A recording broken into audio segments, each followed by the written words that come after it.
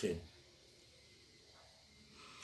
Vamos a hablar de otro filósofo del derecho alemán. ¿Qué remedio? Los alemanes han sido también muy prolíficos también en las cuestiones del derecho. Caspar Rudolf van Jhering. Este hombre se escribe Jhering, I-H-E-R-I-N-G, o bien Hering, J-H-E-R-I-N-G. Este hombre,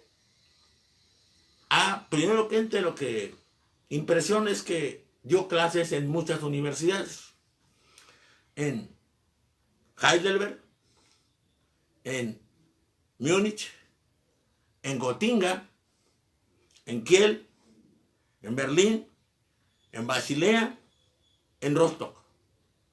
¿Lo corrían? No. Lo llamaban y daba clases en una escuela y otra. Se volvió una especie de fenómeno del derecho en Alemania. Vamos a ver por qué. Tiene un conocimiento enciclopédico del derecho romano. Si el anterior sabía, Savigny, derecho romano, este conoce Roma, bueno, impresionante.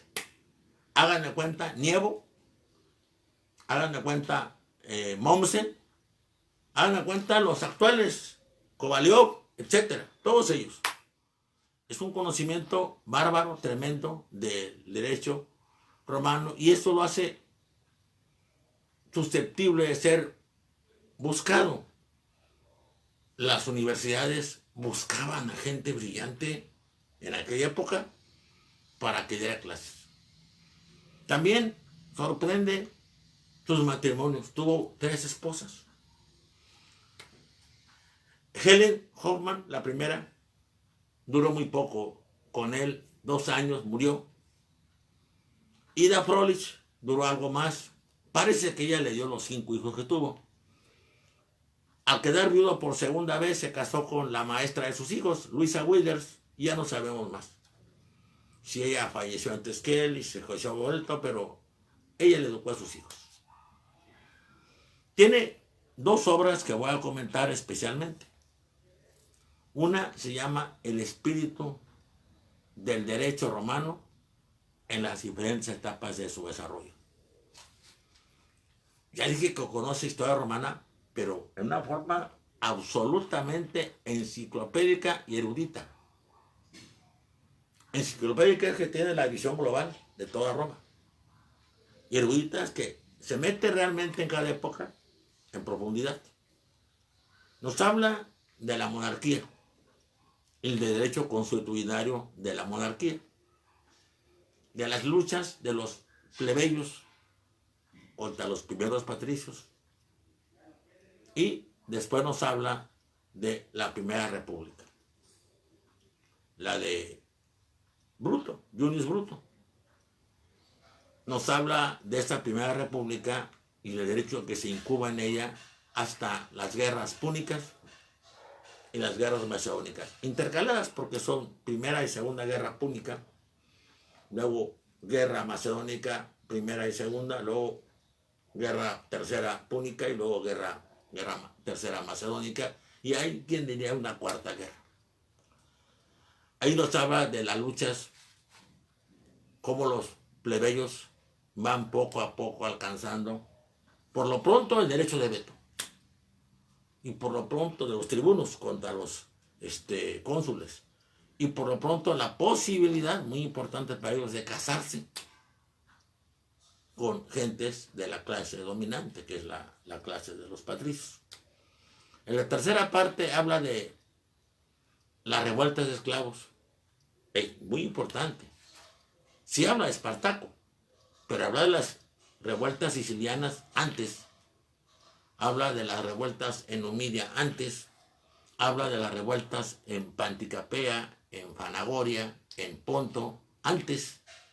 Y habla de los Gracos, de Tiberio Sempronio Graco y de Cornelio y de Cayo Sempronio Graco.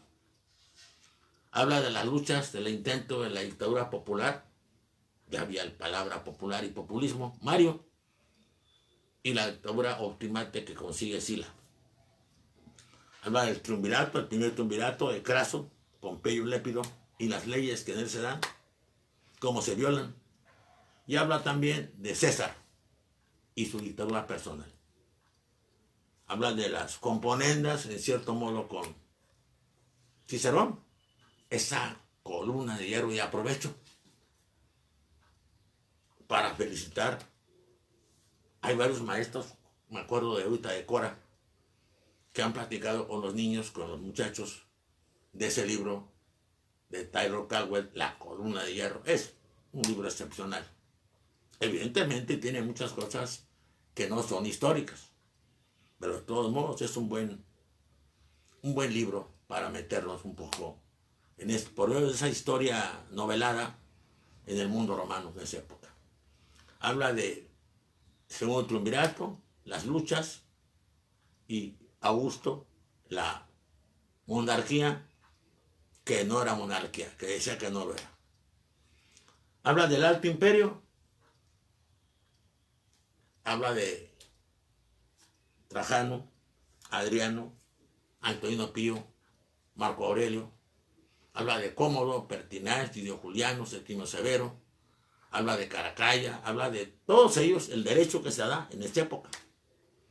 Habla de los emperadores soldados, de Maximino I, de Gordiano I, Gordiano II, habla de Balbino y Tupieno, habla de Gordiano III, habla de también el derecho durante la época de la caída de Roma, la irrupción de Alarico y los godos, y luego de Audóacro y los Eulos, Rómulo Augusto, y el final del Imperio Romano de Occidente. Habla del esfuerzo bizantino, del esfuerzo de Justiniano, primero con sus generales, primero Belisario y luego Narcés, y luego de la recopilación justinianea del derecho romano, desde el primero, desde el más original, desde el más antiguo, hasta el más reciente. De verdad es un hombre muy importante, Yering, y aquí se está incubando su concepción especial del derecho. El derecho debe ser también, lo dice, más fuerte aún que el anterior, que Savigny. Debe ser fuerte y sólido. Debe expresar los ideales altos que él cree que no son los ideales de las masas. Pero también se está incubando una forma muy especial de germanismo. Los germanos son distintos. Ya lo había anunciado Savigny cuando decía que el derecho a la caída de Roma en varias partes de Europa se había mantenido, el derecho romano, pero en ningún lugar se había mantenido con tanta fuerza como en Alemania, la Germania antigua, y en ningún lugar había evolucionado tanto como ahí. Esta idea de Savigny la desarrolla más, todavía más, mucho más, Yering. Y vamos a ver que está surgiendo una idea muy especial, una idea germana, no nomás del derecho ya, de la historia, de la filosofía y de la vida. Yering va a ser muy influido por dos pensadores, los dos ingleses, por cierto, Tomás Roberto Malthus y su ensayo general sobre la población, y Carlos Roberto Darwin y estoy seguro que lo leyó, El origen del hombre. No el origen de las especies, ni Viaje de un naturalista a la luz del mundo, no, el origen del hombre. Vamos a ver por qué. Estoy seguro que estas obras impactaron mucho la hora que viene, que es la prehistoria de los pueblos indoeuropeos, y que fue póstuma.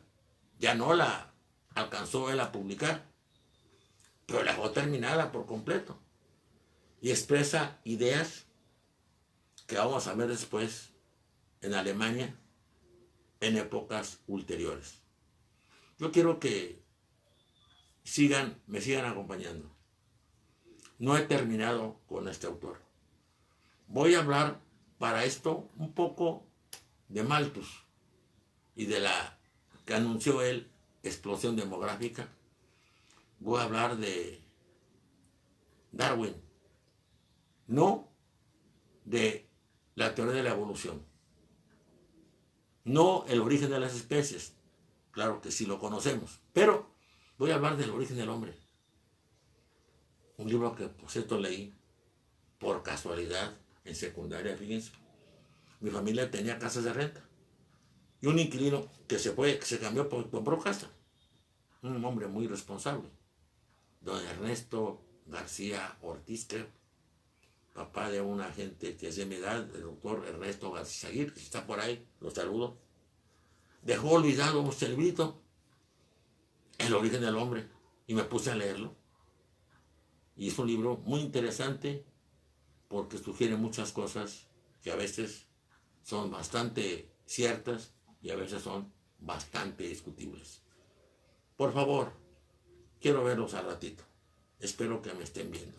Dios los bendiga a todos y renuevo saludos a mis alumnos de la Universidad Autónoma de Tamaulipas y a mis alumnos que recuerdo mucho del ICES y de la Escuela Preparatoria Ciencia Nueva. Dios los bendiga a todos. Que estén bien. Hasta luego.